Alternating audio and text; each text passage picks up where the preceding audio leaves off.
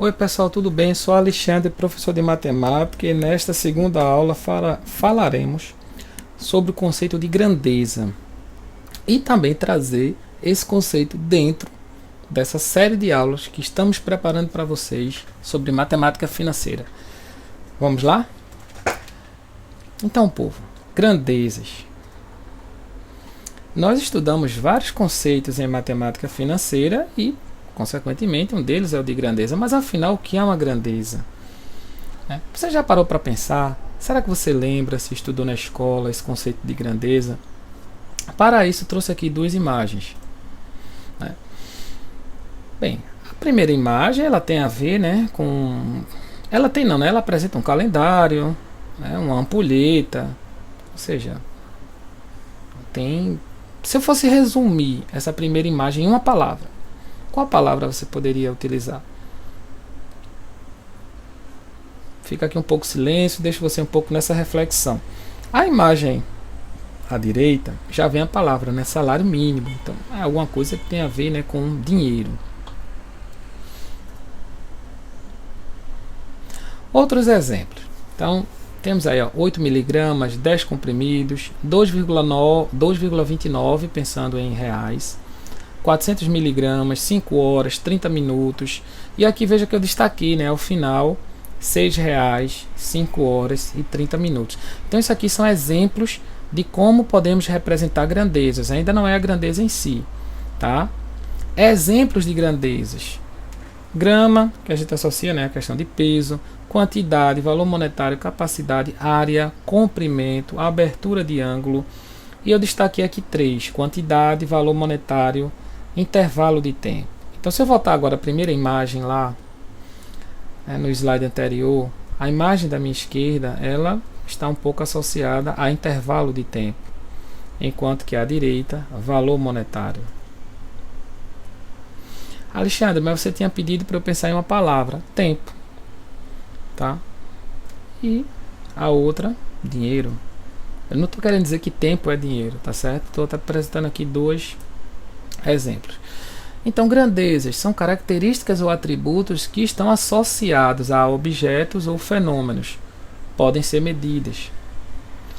Em muitas situações, necessitamos de instrumentos de medição e de unidade de medida, justamente para poder representar esse possível resultado de medição. Vou dar aqui um exemplo que ele ainda não está muito associado à matemática financeira. Como saber o comprimento de um lápis? Então, o objeto é o lápis, a grandeza associada a ele, comprimento. Podemos utilizar uma régua. Nesse caso, a régua é o instrumento de medida. A resposta pode ser 2,5 centímetros, 20 centímetros, 10 centímetros, enfim.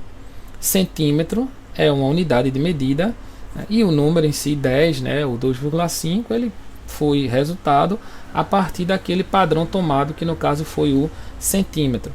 Lembrando que para a ideia de comprimento existe uma unidade padrão que é o metro, mas outras também são utilizadas, a depender do que você queira medir. Pense, por exemplo, numa distância que você vai percorrer de Uber. Possivelmente não faz sentido você dizer que a distância está em metros, de repente em quilômetros.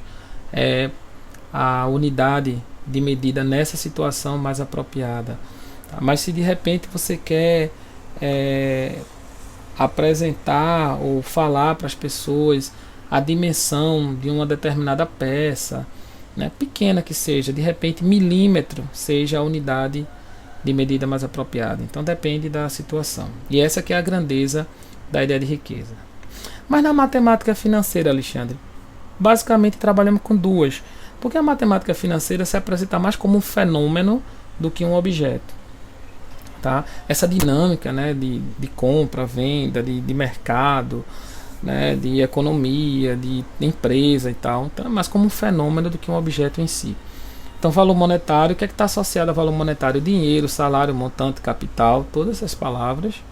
E no caso do tempo, que é a ideia mais apropriada é intervalo de tempo, aí nós trabalhamos com meses, dias, horas, anos e assim por diante.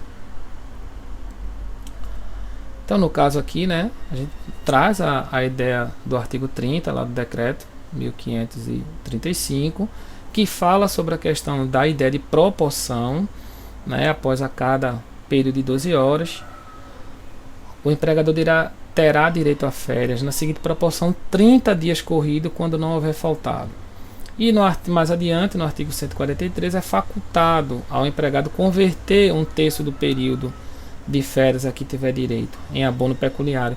E por que eu estou trazendo esses trechos do decreto? Porque neles nós observamos claramente, né, as grandezas envolvidas. Veja que eu dei um destaque: 12 meses, 30 dias.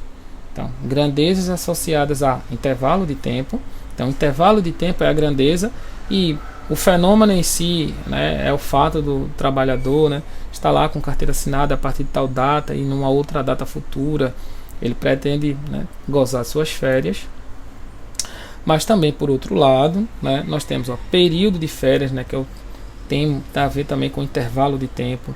Abono pecuniário, que tem a ver com valor monetário, ou seja, um valor que a pessoa irá receber, remuneração.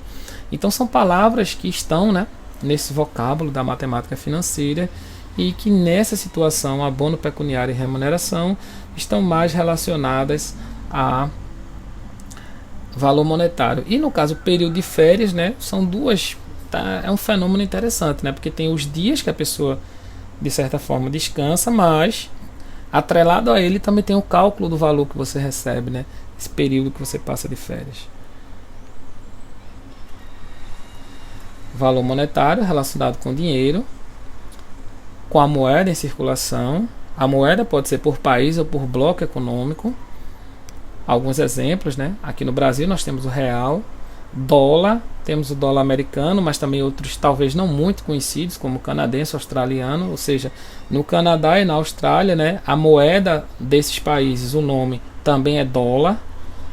Euro, também muito conhecido, né, porque euro não é apenas de um país, é um bloco econômico da Europa. Portugal, Espanha, França e outros países participam.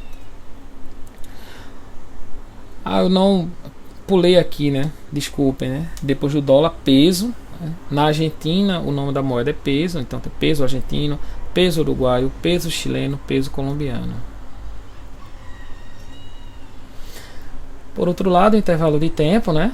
Embora a gente mencione a palavra tempo, como eu já falei um pouco antes aqui nessa videoaula, intervalo de tempo seria o termo mais adequado. E tem a ver com a duração, né, bem como também comumente utilizados, né, principalmente nessa área contábil, né, essa ideia do período, né, de duração de algo, de um fenômeno. Então, por exemplo, né, já no artigo 235C, a jornada diária de trabalho do motorista profissional será de 8 horas, admitindo-se a sua prorrogação por até 12 horas extraordinárias, ou mediante previsão em convenção ou acordo coletivo, por até 4 horas extraordinárias. Então veja que na situação, o que se fala 8 horas, né, é o intervalo de tempo, ou seja, a duração da jornada de trabalho. E aí, bem, a depender do horário que esse empregado comece, né, contada ao menos 8 horas, vai ter o horário de fim dessa jornada, e aí pode ter alguma hora de descanso, enfim. Mas para você ver que a ideia de tempo é uma ideia que é de intervalo de, ou seja, duração de algo, algo que tem um início e um fim.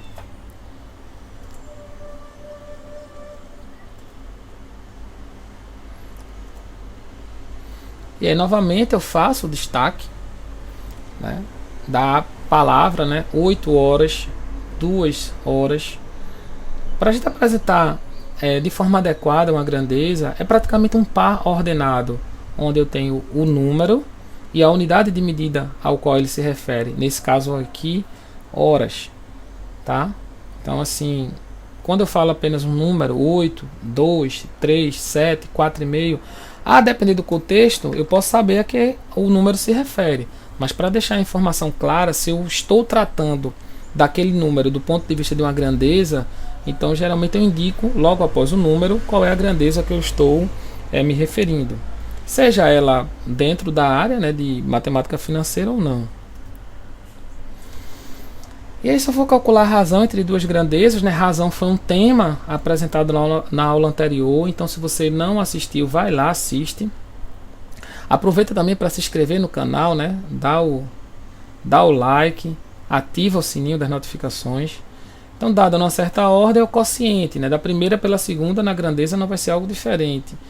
Então, tomando por base o texto, né, do artigo, a gente pode calcular uma razão para uma situação de hora extraordinária. Nesse caso aqui, como eu já tenho, né, o 4 horas, então seria 4 dividido pela jornada total de 8.